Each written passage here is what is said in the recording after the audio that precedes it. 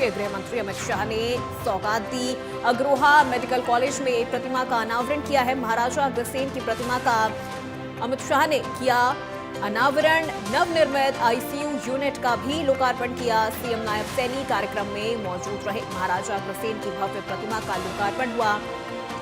अमित शाह ने कहा कि हरियाणा ने संस्कृति, संस्कार और परंपरा को आगे बढ़ाया है। देश के विकास में हरियाणा का अहम योगदान है। मेडिकल कॉलेज में नवनिर्मित आईसीयू का उद्घाटन हुआ है। तो अमित शाह ने कहा कि हरियाणा ने हमेशा संस्कृति और अपनी विरासत को हमेशा आगे बढ़ाया है।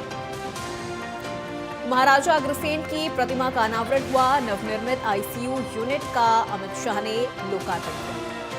सीएम नायब सैनी भी इस कार्यक्रम में मौजूद रहे। केंद्रीय गृह मंत्री अमित शाह ने ये बड़ी सौगात दी। तो हिसार से ये बड़ी जानकारी, जहां केंद्रीय गृह मंत्री अमित शाह अग्रोहा मेडिकल कॉलेज में उन्होंने महाराजा अग्रसेन की प्रतिमा का अनावरण किया। कार्यक्रम के दौरान सीएम नायब सैनी मौजूद रहे। नवनिर्मित आईसीयू यूनिट का भी लोकार्पण हुआ।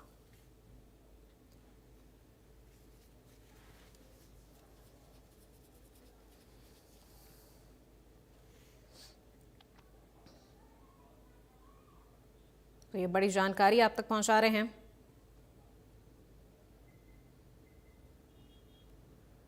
कृष्ण जी की एक प्रकार से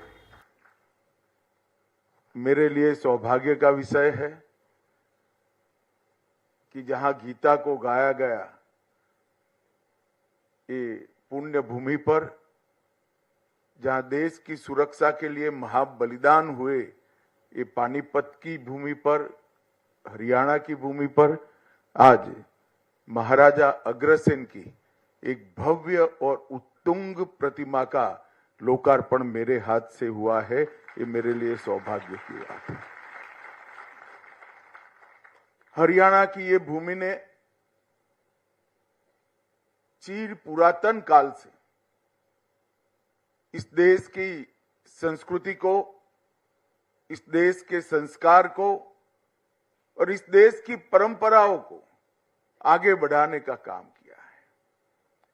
महाभारत काल से लेकर, आजादी के संग्राम से लेकर, आजादी के बाद के 76 साल में हरियाणा का योगदान हमेशा एक छोटे प्रदेश के रूप में सीमांकन होने के बाद भी देश के बड़े बड़े राज्यों से बहुत ज्यादा रहा है।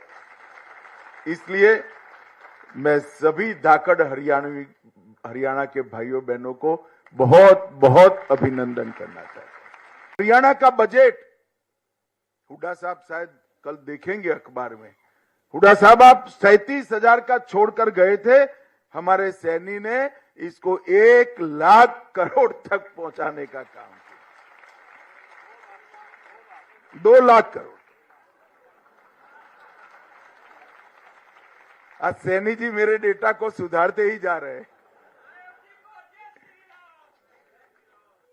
इसका मतलब कि आप जीडीपी भी बढ़ा रहे हो, जनता की सुख सुविधा भी बढ़ा रहे हो, गरीबों को भी आगे लाने का काम कर रहे हो और इंफ्रास्ट्रक्चर भी बना रहे हो। ढेर सारे काम है।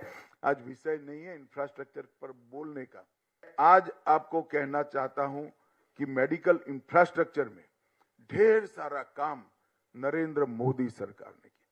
64,000 करोड़ रुपया पब्लिक हेल्थ सेंटर और कम्युनिटी हेल्थ सेंटर, इसके लिए खर्च कर एक बहुत बड़ा मेडिकल इंफ्रास्ट्रक्चर का बेसिक खाका बनाने का काम।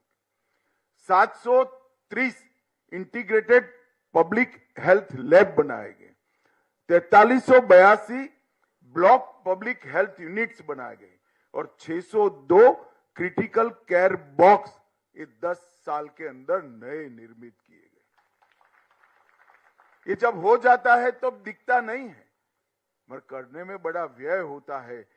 13-14 के भारत सरकार के बजट में 37,000 करोड़ स्वास्थ्य के लिए बजट था और 25-26 के करोड़ बजट में 1,37,000 करोड़ है। 1 लाख करोड़ की वृद्धि सालाना नागरिकों के स्वास्थ्य के पीछे हुई है और बहुत तंज कसे जाते हैं हमारे डबल इंजन के मॉडल पर। कैसा कैसे हो सकता है? ऐसा ही होता है, क्योंकि एक समान विचार की पार्टी के लोग जब सिद्धांतों के आधार पर राजनीति करते हैं तो ऐसा ही होता है। इसका बेस्ट उदाहरण है तो हमारा हरियाणा। ये हरियाणा में सबसे बड़ी बदनामी होती थी नौकरियों के अंदर करप्शन, जातिवाद के कारण। एक सरकार आती थी तो एक क्षेत्र के लोगों को नौकरी मिलती थी, दूसरी सरकार आती थी तो दूसरे क्षेत्र के लोगों को, और किसी को फ्री ऑफ कॉस्ट नौकरी नहीं मिलती थी। खर्ची भी चाहिए थी और पर्ची भी चाहिए थी। भारतीय जनता पार्टी की सरकार ने खर्ची और पर्ची के बगैर 80,000 नौकरियां बांटकर ये सिद्ध किया कि लोकतंत्र में जाति के आधार पर राजनीति नहीं करते। नरेंद्र मोदी जी के 10 साल के अंदर 75 साल से जो